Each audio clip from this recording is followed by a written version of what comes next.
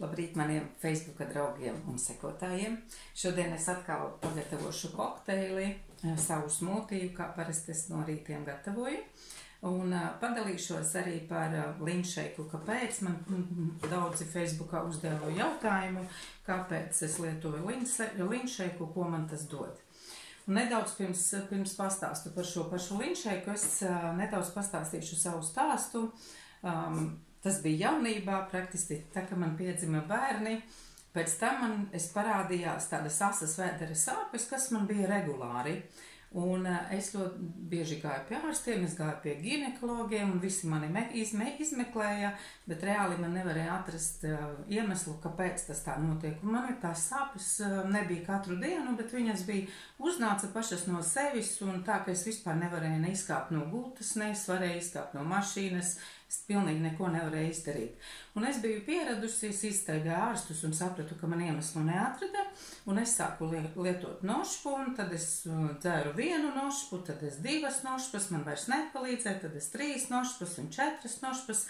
Un patiesībā visu, kur es uzturējos, visur bija nošpas, gan man mašīnā, gan darbā, gan mājās, gan pie draudzenēm, kur es zināju, ka man ir tādas problēmas, visur bija nošpas, lai man, ja gadījumā man sāk sāpēt atkal stipri vēders, lai es varētu ar tām nošpām mēģināt kaut kā tās sāpes samazināt.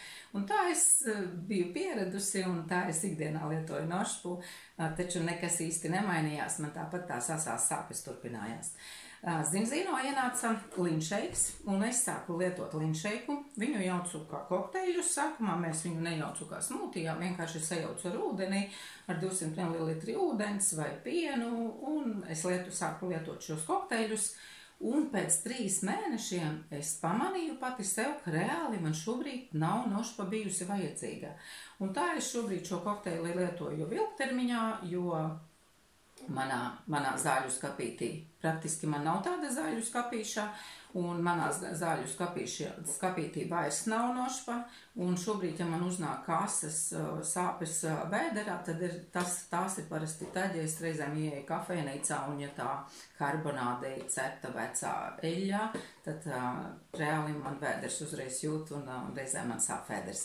Bet tas ir ļoti reti. Līdz ar to es lietoju šo linšeiku, un es uzskatu, ka šis linšeiks bija tas, kas noteikti sakārtoja manu zarnu traktu, man noteikti problēmas bija zarnu traktā, un šobrīd man vairs tādu nav, un es nelietoju zāles. Šodien es atkal pagatavošu savu smūtiju, taču šodien smūtijām es nelikšu klāt pienu, bet likšu jogurtu. Un, kā es pārliecinājos, ļoti garšīgs smūtijs ir ar kivī, tad man šodien būs kivī un upenes. Pielikšu klāt arī upenes.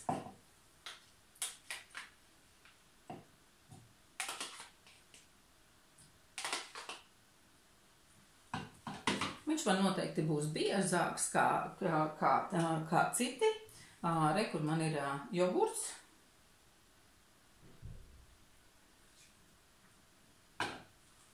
Es tādas 2 lielas karotes jogurta pieliku. Kā parasti es savos smūtijos lieku zinobiotiku. Es tādu vienu kausiņu zinobiotiks.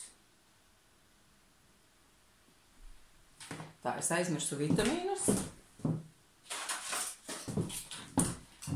Mums ir vitamīni, kuri ir kapsuliņās, un arī vitamīni, kuri ir apvalciņā, un mēs varam droši izjaukt. Tad es ielikšu 2 kapsulas vitamīnu. Tur mums ir ļoti daudz fito uzturvielas klāt vitamīni, tur ir kurkuma, likopēns, tomātu ekstrati, viss, kas vajadzīgs. Tad es arī pielieku vienkārši kapsuliņu izjaucu un pielieku klāt. Viņam būs nedaudz specifiskāka garša, jo tur ir tās fitovielas visas. Linšeiks mums atrodas tādos iepakojumos. Patiesībā vienai porcijai pietiek viens šāds iepakojums. Es viņu iesaku tiem cilvēkiem, kuri grib nomest svaru, droši var lietot šo produktu.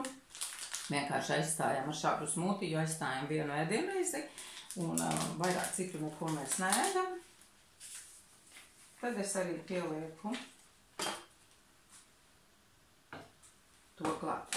Šādu biezu smūtiju, kas man šodien sanāks, droši var lietot ar šādu musli. Mēs varam likt viņai virsū, mums būs ļoti garšīgs, viņš arī noteikti garšos arī bērniem. Es tādu visu sajaucu un likšu viņu gatavot.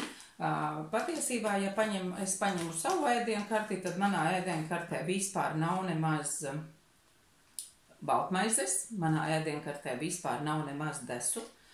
Desu es parasti ēdu, arī es reizēm aizbraucu ciemos, un ja mani pacienā, tad es ēdu, bet tā manā ēdienkartā, manā leduskapī tādu produktu nav. Un es likšu vienkārši viņu.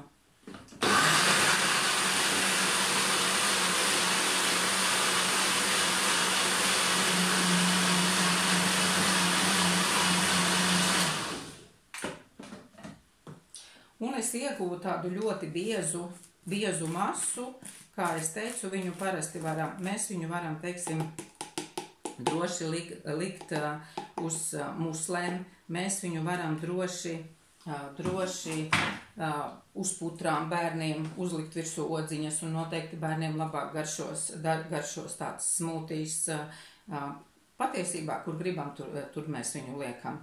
Es viņu lietoju apmēram 3 reizes nedēļā šādu linšeiku, 3 reizes nedēļā, taču katrs var izvēlēties pats, kā viņš grib. Mums ir 4 garšas, tur ir ogu, tur ir zemenes, tur ir vaniļa un ir arī kafijas.